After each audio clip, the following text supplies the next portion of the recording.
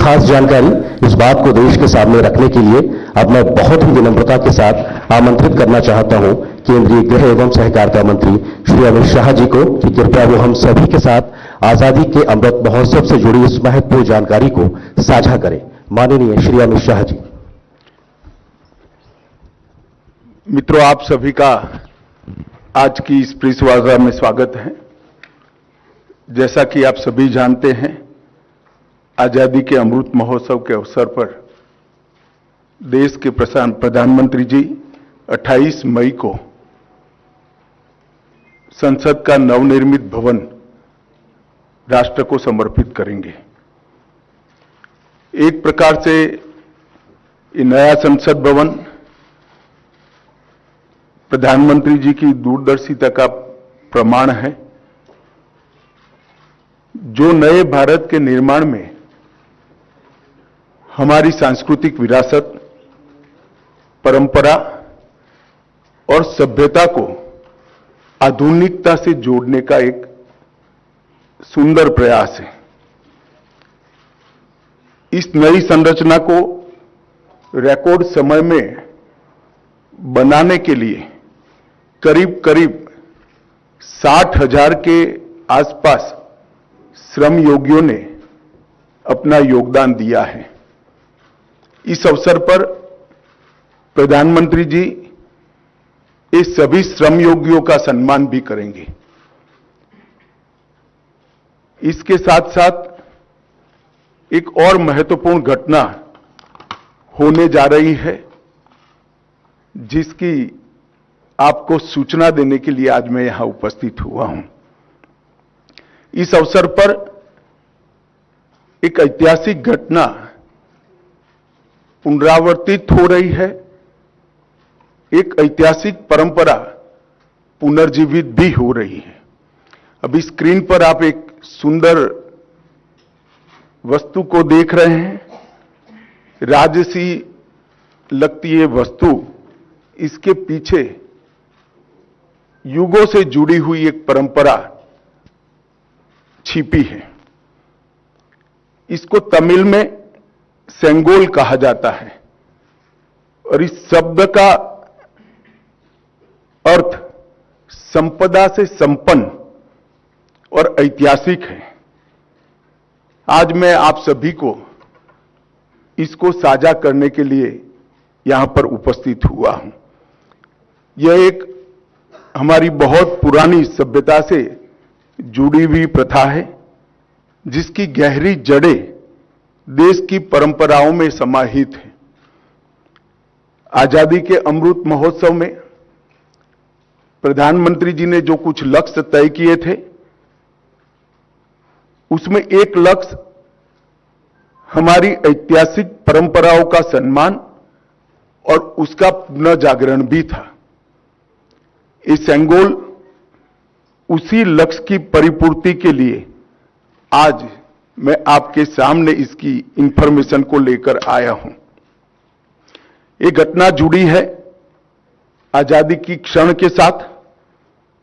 14 अगस्त 1947 की रात को एक बहुत महत्वपूर्ण ऐतिहासिक और अनोखी घटना ने आकार लिया था, जिसकी 75 साल के बाद आज देश के अधिकांश नागरिकों को जानकारी नहीं है। यह सेंगोल जो अभी आपने स्क्रीन पर देखा था, उसने हमारे इतिहास में एक अहम भूमिका निभाई है और ये सेंगोल अंग्रेजों से भारतीयों के साथ सत्ता के हस्तांतरण का एक प्रतीक बना था। इस घटना के ऐतिहासिक महत्व को जानने के बाद आप सभी को आश्चर्य होगा कि इतने सालों तक ये हमारे सामने क्यों नहीं आई। जब इसकी जानकारी प्रधानमंत्री जी को मिली, इस पर गहराई से विचार करने के बाद प्रधानमंत्री जी ने इसकी गहन जांच के आदेश दिए और फिर निर्णय लिया कि गौरवमयी प्रसंग को ध्रुव तारे के समान, परंपराओं के ध्रुव तारे के समान देश के सामने रखना चाहिए। इसीलिए हमारे नए संसद भवन के लोकार्पण के दिन को चुना गया। अब मैं थोड़ा इस घटना के बाद में आपको बताऊंगा। 14 अगस्त 1947 की रात को लगभग 10:45 पर पंडित जवाहरलाल जी के ने विशेष रूप से तमिलनाडु से आए हुए अधिनम से सेंगोल को स्वीकार किया था। उन्होंने इसे अंग्रेजों से भारत को सत्ता प्राप्त करने के प्रतीक के रूप में पूर्ण विधि विधान के साथ स्वीकार किया था। पंडित नेहरू ने 14 अगस्त की रात को अपने निवास पर कई नेताओं की उपस्थिति में सेंगोल स्वीकार कर सत्ता के हस्तांतरण की प्रक्रिया को एक प्रकार से पूरा किया था, जिनमें श्री राजेंद्र प्रसाद भी थे, जो बाद में हमारे राष्ट्रपति बने। ये घटना क्यों और कैसे हुई, हम सब जानते हैं कि सन 47 में भारत को आजादी देने का जब निर्णय हुआ, तब लॉर्ड माउंटबेटन को इस प्रक्रिया को निर्विघ्न समाप्त करने के लिए भारत के वाइसरॉय बनाकर भेजा गया। जब ये प्रक्रिया करने का समय आया, तब लॉर्ड माउंटबेटन, क्योंकि इंग्लैंड से आते थे, इनको हमारी सांस्कृतिक और पारंपरिक व्यवस्थाओं की जानकारी नहीं थी। उन्होंने पंडित जवाहरलाल नेहरू जी को यह प्रश्न किया कि ब्रिटिश से भारतीयों के हाथ में सत्ता का हस्तांतरण के प्रतीक के रूप में कौन सा विशिष्ट परंपरागत समारोह का आयोजन किया जाना चाहिए। पंडित जी भी कंफ्यूज थे। उन्होंने थोड़ा समय मांगा और कहा कि मैं साथियों से चर्चा कर आपको इसके बारे में जानकारी दूंगा। पंडित जवाहरलाल नेहरू जी ने चर्चा करने के लिए अपनी पसंदगी बहुत अनुभवी स्वतंत्रता सेनानी, दार्शनिक, भारतीय परंपराओं के जानकार, इतिहास के मर्मज्ञ ऐसे विद्वान सी राजगोपालाचारी पर नियुक्त की, जिनको हम राजा जी के नाम से जानते हैं। उन्होंने ये बात को राजा जी के सामने रखा। राजा जी ने अनेक पुराने ग्रंथों का अभ्यास कर, अनेक प्रक्रियाओं को स्टडी कर साम्राज्यों के समय में सत्ता के हस्तांतरण की प्रक्रिया का एक सटीक इतिहास रेखांकित कर इस सेंगोल की प्रक्रिया को चिन्हित किया और पंडित नेहरू को बताया कि हमारे यहां हमारी परंपरा में इस सेंगोल के माध्यम से सत्ता के हस्तांतरण की प्रक्रिया को अधिकृत किया गया है। और इस प्रकार ये प्रक्रिया तय हुई और पंडित नेहरू ने पवित्र सेंगोल को तमिलनाडु के अधिनम से स्वीकार कर अंग्रेजों से भारतीयों के हाथ में सत्ता के हस्तांतरण को आकार दिया। वही क्षण था जब पंडित नेहरू ने सेंगोल को स्वीकार किया, जब हम जिसको स्वतंत्रता कहते हैं, इसका सटीक स्तन था। इस अनुष्ठान का उद्देश्य इस तथ्य का स्वीकारीकरण है कि भारत में विदेशी शासन भारत के लोगों के पास एक ऐसी आध्यात्मिक प्रक्रिया से आई जो प्राचीन और भारत की सुदृढ़ परंपरा है। पंडित नेहरू ने इस अनुष्ठान के संपादन के लिए दक्षिण के मठाधिपति को स्वीकार कर आगे चले, जिससे पता चलता है कि उनका उद्देश्य भारत की भावात्मक एकता और आध्यात्मिक एकीकरण का था। सेंगोल के अर्थ और इतिहास में थोड़े डिटेल में जाते हैं तो सेंगोल का अर्थ बड़ा गहरा है। सेंगोल शब्द तमिल भाषा के सेम्मई शब्द से बना गया है। इसकी व्युत्पत्ति सेम्मई से आती है, जिसका अर्थ और भाव नीति परायणता से है। यह एक तमिलनाडु के प्रमुख धार्मिक मठ के महंतों द्वारा ये सेंगोल जो आप अभी देख रहे हैं स्क्रीन पर, ये अभिमंत्रित है। गंगा जल से उसको पवित्र किया गया है। इस पर पवित्र नंदी अपना अटल दृष्टि और स्थिरता के साथ विराजमान है। और ये जो सेंगोल है वो चोला साम्राज्य के समय से, मतलब 8वीं शताब्दी से चली आ रही हमारी अपनी भारतीय सभ्यतागत प्रथा का एक अनुसरण करने के लिए ये प्रथा को बना दिया गया था। आप सभी जानते हैं चोला साम्राज्य सदियों से हमारे उपमहाद्वीप में एक महत्वपूर्ण साम्राज्य रहा, जिसने 21 राजाओं ने बड़े लंबे अरसे तक 800 साल से ज्यादा समय तक इस देश के एक महत्वपूर्ण हिस्से पर शासन किया। सबसे महत्वपूर्ण बात यह है कि सेंगोल जिसको प्राप्त होता है, इसके पास से न्यायपूर्ण और निष्पक्ष शासन की अपेक्षा रखी जाती है और एक प्रकार से न्यायपूर्ण और निष्पक्ष शासन करने का आदेश उसको मिलता है, जिसे तमिल में आणई कहते हैं। और इस सेंगोल को प्राप्त करने की घटना को आजादी के समय विश्व भर के मीडिया ने इसका जिक्र भी किया है, इस पर वृत्तांत भी प्रकट किए हैं। टाइम मैगजीन ने बहुत ज्यादा ग्राफिक्स के साथ इसको रिपोर्ट किया। भारत के भी सभी अखबारों ने इसको यथोचित सम्मान दिया था। आप सेंगोल की वेबसाइट पर मीडिया रिपोर्ट की एक फिल्म भी बाद में देख सकते हैं।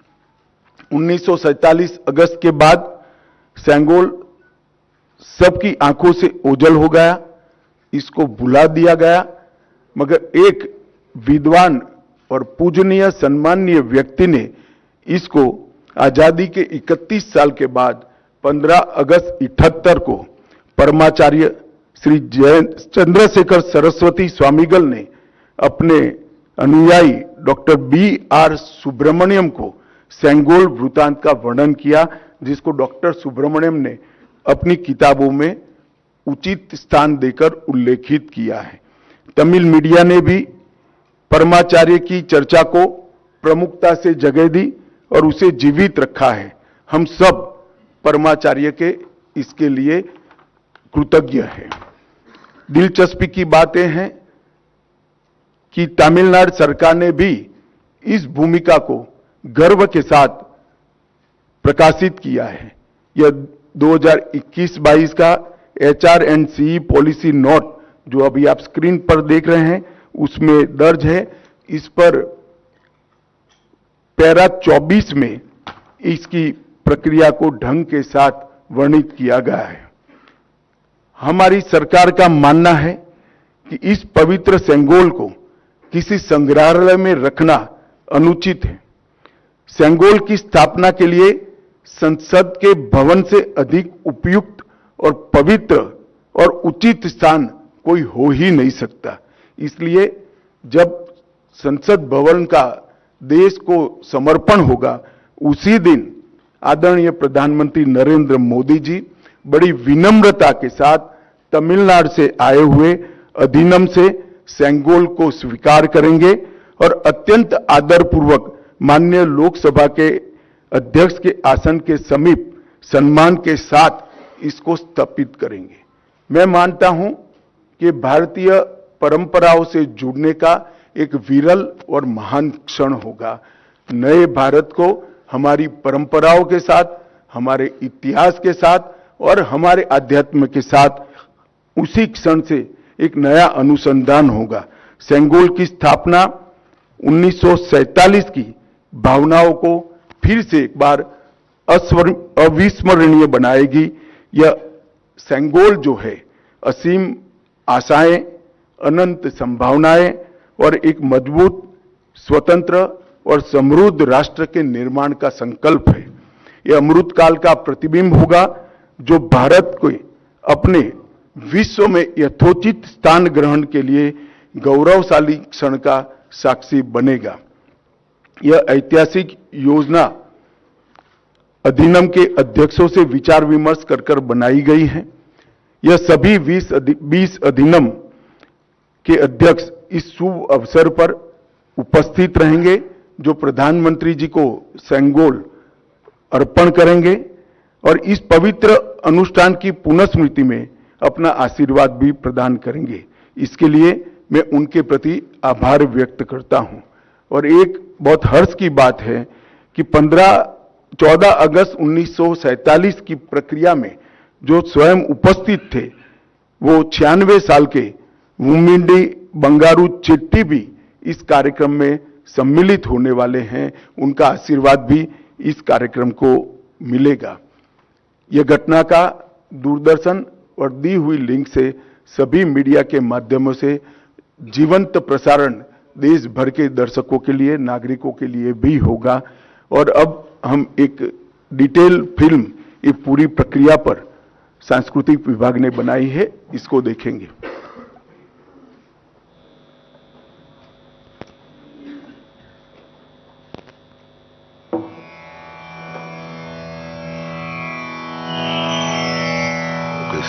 August 1947. Madras Presidency, Tamil Nadu. A group of people were preparing for the trip of their lifetime. They had been called to carry out an important mission, to sanctify and legitimize the transfer of power from one ruler to another. Where were these people going? Delhi. India was getting ready for its freedom, to be rid of the British rulers. After decades of people fighting for self-rule, thousands arrested, killed in action, chasing one goal, Azadi, freedom. The last Viceroy, Lord Mountbatten, had a task to complete: to hand over power to the Indians. He had a simple query: how should this moment of handover be conducted? A handshake would hardly do. What is the symbolism that should be adopted for the moment? He posed this question to Pandit Jawaharlal Nehru. A good question, something that needed thought. A puzzled Nehru turned to the veteran freedom fighter, Shri C. Rajagopalachari. Rajaji, as he was popularly known, was from Tamil Nadu. Nehru respected Rajaji's erudition and knowledge of Indic customs and civilization. Well-read as he was, he found the answer in India's past. In the Chola kingdom of Tamil Nadu, one of India's oldest and longest continuous reigns. The transfer of power from one Chola king to another was marked by the passing of the Sengol, the staff of righteousness, blessed by the high priest of the time, invoking the blessings of Lord Shiva, the Cholas being his ardent devotees. Worship continues in their 1,000-year-old temples to this day. Rajaji recommended that a similar ceremony and symbolism be followed. Nehru accepted this. Rajaji wasted no time in contacting the leading dharmic mutt or monastery, the Thiruvadurai Adinam, established over 5 centuries prior, located in the heart of Chola land, functioning to this day. The then seer 20th Guru Maha Sannidhanam, Srila Sri Ambalavana Desika Swami, who was ailing at the time, accepted the task. He commissioned the making of the Sengol with famous jewelers, Ummidi Bangaru, in Madras. On top of the Sengol was Nandi, symbolizing strength, truth and righteousness. Recalling the making of the Sengol, 96-year-old Shri Bhumidi Ettirajalu. ஆதீனம் அவர்கள் எடுத்துருந்து செய்ய வேண்டும் என்று யாரோ சொன்னார் என்று வந்தார்கள். Drawings எல்லாம் காட்டி, it was round thing with எல்லாம் போல் இது மாதிரி செய்ய வேண்டியிருக்கு. இது நல்ல பெரிய இடத்துக்கு போகுது. ஜாகிரதையாக செய்யணும், நல்லா செய்யணும். Then give the order. It was made of silver with gold coating. I was very happy to be associated with the making it. Indian people supervised it. And நமக்கே சுதந்திரம் வந்துடுத்து, அந்த சந்தோஷத்தில் இருந்தோம். அதுக்காக செய்ய வேண்டிய ஒரு செங்கோலை ஆதீனம் அவர்கள் நமக்கு கொடுத்ததில் மிகவும் சந்தோஷம். The Holy Seer directed his deputy, Srila Sri Kumaraswamy Thambiran, the Adinam's Oduvar, special singer Manikam, and Nadaswara Vidwan T.N. Rajarathinam Pillai to conduct the proceedings. The delegation was flown to Delhi on a special flight. On the night of August 14, 1947, Srila Sri Kumaraswamy Thambiran gave the Sengol to Lord Mountbatten.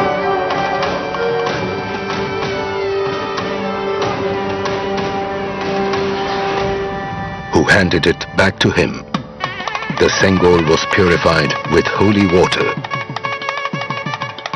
It was taken in procession to Pandit Jawaharlal Nehru. The Oduvar sang verses from the Kollara Padigam, hymns from the Thevaram, composed by the Tamil saint Tirunjana Sambandar. The sannyasi wrapped Nehru in the Pitambaram and handed over the Sengol. The verse ended with the words Adiyargal Vanil Arasalvar Anai Namade, meaning, it is our order that the follower of the Lord, the King, shall rule as in the heavens. Thus the transfer of power to rule the nation happened with a symbol as per civilization practice from 1,000 years ago, in a remarkable integration of the South and the North, commemorating the birth of the nation as one. Nehru accepted the Sengol in the presence of Sri Rajendra Prasad, who later became the first President of India. This event was reported in local and international media. Time magazine of 25th August 1947 carried the report.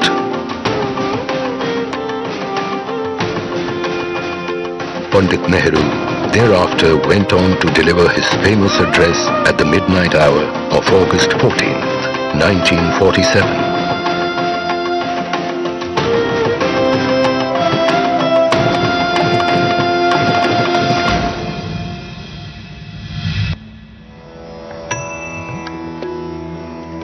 अब इस सेंगोल के बारे में जैसा हम सभी ने देखा, ये बेहद महत्वपूर्ण सूचना, और इसके बाद में अब सेंगोल से जुड़ी हुई वेबसाइट को भी आज लॉन्च किया जाएगा।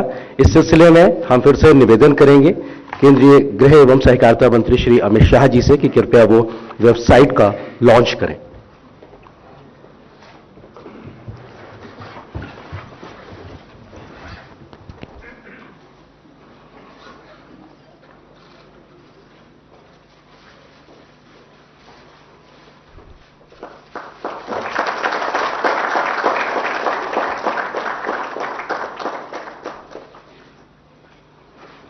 बहुत बहुत धन्यवाद, शुक्रिया माननीय गृह एवं सहकारिता मंत्री जी, इस महत्वपूर्ण कार्यक्रम के बारे में जानकारी देने के लिए, वेबसाइट लॉन्च करने के लिए। अब सेंगोल से जुड़ी तमाम जानकारियां आप मीडिया बंधुओं के साथ भी साझा की जाएंगी। आप मीडिया बंधुओं को उपलब्ध कराई जाएगी जानकारी में सेंगोल के बारे में प्रेस विज्ञप्ति, मीडिया डॉकेट, पृष्ठभूमि के बारे में जानकारी, अक्सर पूछे जाने वाले प्रश्न यानी FAQs। इसके अलावा सेंगोल के आधीनमों और स्वर्णकार श्री उम्मीदी जी के प्रवास की जानकारी भी दिल्ली के बारे में वो आपको उपलब्ध कराई जाएगी। और आज की इस प्रेस वार्ता में माननीय गृह मंत्री जी द्वारा सेंगोल के बारे में शुरुआती जानकारी साझा करने के बाद अब आप मीडिया बंधुओं से कुछ सवालों को भी आमंत्रित किया जा रहा है। इस सिलसिले को आगे बढ़ाने के लिए अब मैं आमंत्रित करता हूं पत्र एवं सूचना कार्यालय के प्रधान महानिदेशक श्री राजेश मल्होत्रा जी को। एक सेकंड, पहले मेरा निवेदन है कि इसी प्रक्रिया के बारे में ही सवाल करिए। मैं नहीं चाहता कि कोई राजनीतिक बात आज के महत्वपूर्ण प्रसंग में आए। मैं आपको मिलता ही रहता हूं। 100 नंबर 100 नंबर इधर फ्रंट पे। हाँ, Amiji, Vanakkam. Dinamalar Venkatraman from Dinamalar. You made very elaborate details about the Sengol. It's not only from Chola kingdom, it's the rulers of Tamil Nadu, Pandya, Chera Chola Pandya, everybody was using the Sengol when transits of power. And also indicate how a king has to rule the country, which indicates to the people of the entire southern India. Now, the southern India people have shut the door for the BJP, for the... चलिए Let me- मैं समझ गया, हो गया आपका सवाल। Next. और sir, वो आपका कोई रिएक्शन नहीं है क्या सर? चलिए, मैंने कहा ना आज राजनीति की चर्चा नहीं करनी है भाई। आप इतना सुनकर भी इतने सन्नीय पत्रकार होकर करते हैं। सर, आपने जिस तरह से बताया कि 1947 में पंडित नेहरू देश के प्रथम प्रधानमंत्री ने पवित्र सेंगोल को सत्ता हस्तांतरण के प्रतीक के रूप में स्वीकार किया था, अब 28 मई को प्रधानमंत्री नरेंद्र मोदी जी उसी को देश के सामने रखेंगे। गर्व का क्षण होगा और इस क्षण पर सभी को गर्वान्वित होना चाहिए, सबको उपस्थित रहना चाहिए, पूरे देश को भावनाओं के साथ, और जो सांसद हैं या वहां पर रहना चाहिए उपस्थित, इस क्षण को देश के सामने अपने आप को भावना प्रकट करने के लिए। नहीं, हमने तो भारत सरकार ने सबको विनंती किया है कि आप उपस्थित रहिए, सब अपनी अपनी भावना के अनुसार करेंगे। 90। सर, ये वही सिंगोल है जो जवाहरलाल नेहरू जी ने लिया था या नया बना है? और अगर नया है तो पुराना वाला कहाँ है? यही सिंगल है जो जवाहरलाल नेहरू जी को दिया गया था। जी। 69।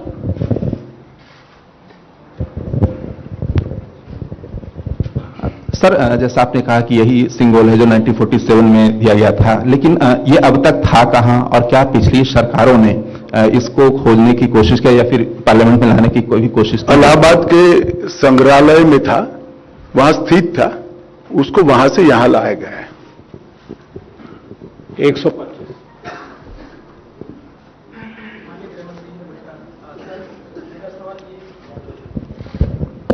गृहमंत्री जी नमस्कार। मेरा सवाल यह है सर, जो पूरी प्रक्रिया दिखाई गई, जो वीडियो भी दिखाया गया, इसमें पूरी जानकारी मिली है कि कैसे ये इसका ऐतिहासिक महत्व है और कैसे इसको प्राप्त किया गया। तमिलनाडु के लोग आए, उन्होंने ये दिया, सत्ता हस्तांतरण हुआ। तो जब ये पहली बार विचार हुआ आप इसको लाएंगे और इस तरीके से इसकी कल्पना पृष्ठभूमि जो रही, ये पहली बार विचार कब आया और कैसे इसको लागू किया जाए, ये क्या कल्पना रही, इसके पीछे प्रधानमंत्री जी क्या सोच रहे हैं?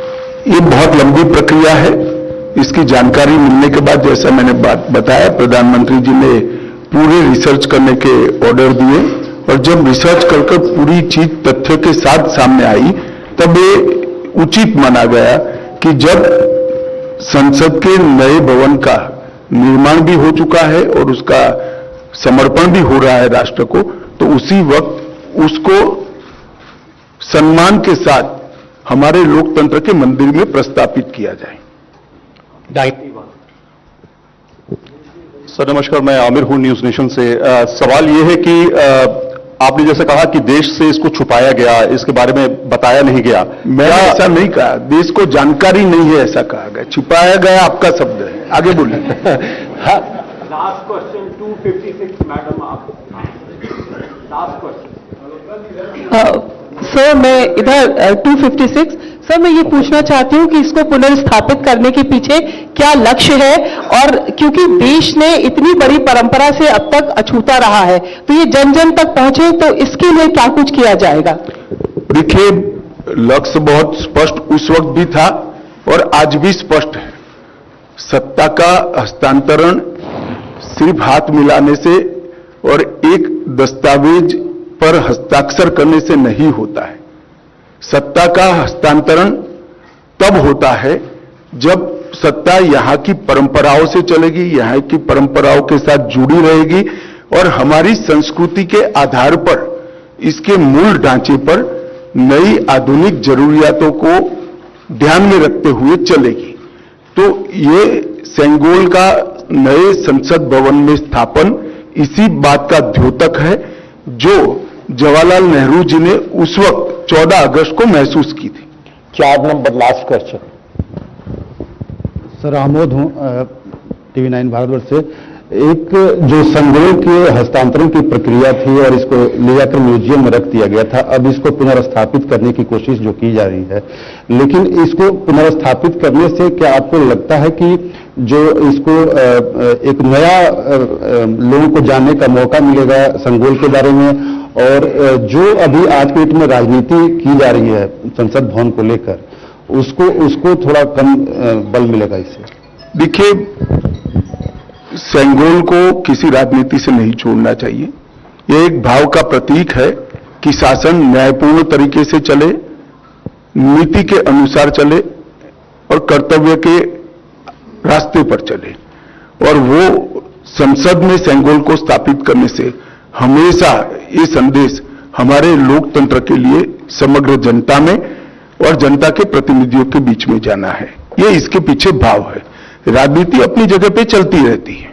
गृहमंत्री जी, इसी से जुड़ा मेरा सवाल भी है कि जब संगोल को वैदिक रीति रिवाज के हिसाब से स्थापित किया जाएगा, प्रधानमंत्री जी के उद्घाटन करने पर विपक्ष इतना विरोध कर रहा है, तो इसको स्थापित करने में कैसा माहौल होगा?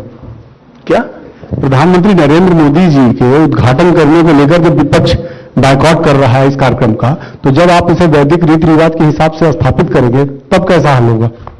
नहीं, इसमें मैंने पहले ही किया कि राजनीति को इसके साथ मत जोड़िए। एक बड़ी भावात्मक प्रक्रिया हमारी पुरानी परंपराओं से नए भारत को जोड़ने की, इसको इतने ही सीमित अर्थ में देखना चाहिए। राजनीति अपनी जगह पे चलती है और सब अपनी अपनी क्षमता से, सोचने की क्षमता के अनुसार रिएक्शन भी देते हैं और काम भी करते हैं।